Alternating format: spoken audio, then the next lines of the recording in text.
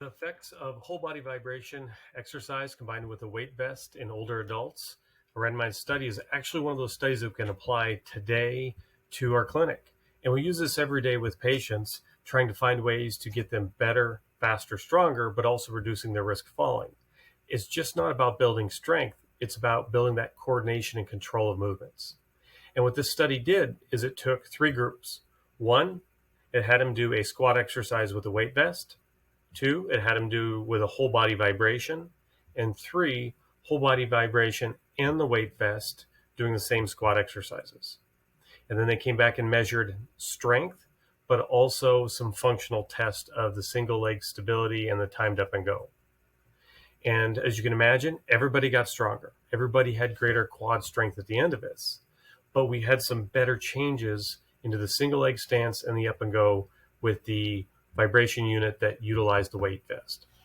Combining the two treatments had a much greater effect on that single leg stance and timed up and go compared to the weight vest or the vibration alone.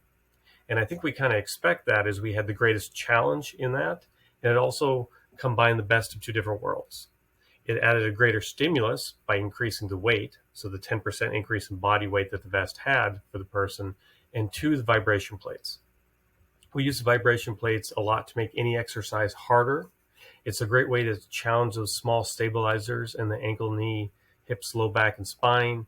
And it teaches your brain how to use the joints and stabilization principles that it knew once how to do and kind of forgot. It reteaches them to do this exercise again.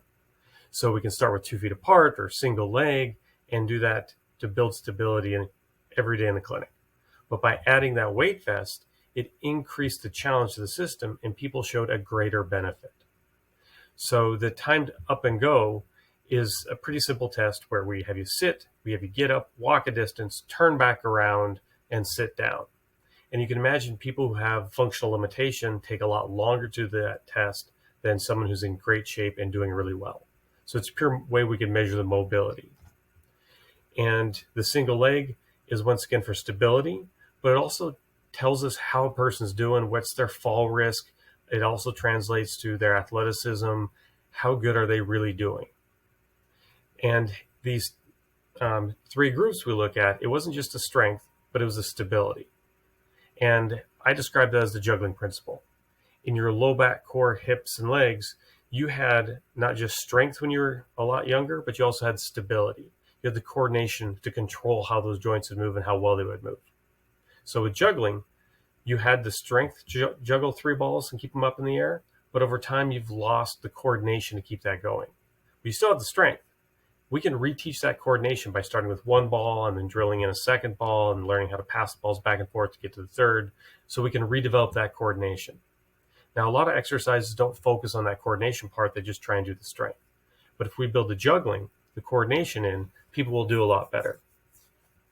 So these functional exercises in this study really showed that if we challenged the stabilizers with an increased weight load, we had the greatest improvement. And just like that single leg test showed, that it wasn't about the strength any individual had, it was improvement because of the functional part. So it's not about the size of the muscles, it's how well you use it. And at home in the gym, you can take the same principle by using an unsteady environment, whether it's a piece of foam, a Bosu ball, an exercise ball, leaning it up against the wall to do squats with 2 feet or 1 foot. On the right, we have an example of doing planks. We're going into mountain climbers on it, something that really challenges those stabilizers. Everybody can have the strength to do a push-up on the ground, but to do it on a ball is so much harder because stabilization of the shoulders and core. We also use this with the bridging exercises to build more low back, core, glute strength. Anything you can do on a bench, you can do on a ball.